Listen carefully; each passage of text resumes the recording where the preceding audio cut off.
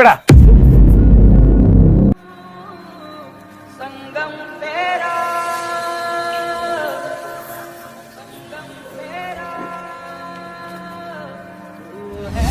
ভাইয়া মার তো ওষুধ লাগবে, ওষুধ শেষ।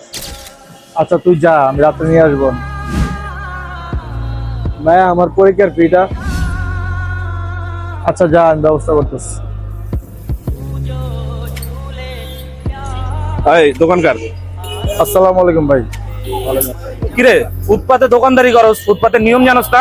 তুই কি আরে কস নাই ফুটপাতের নিয়ম? কইছি না টাকা দেয় না তো। ভাই আজকে বেচা কিনা ভালো না ভাই, আজকে দিনে আমার মাফ করেন ভাই, আমার মার ওষুধ কিনা লাগবে বাসার লেগে ভাই। এই বেড়া শুকনা কথা চিরাবি যে, হ্যাঁ? ফুটপাতে দোকানদারি করবি, টাকা দিবি না?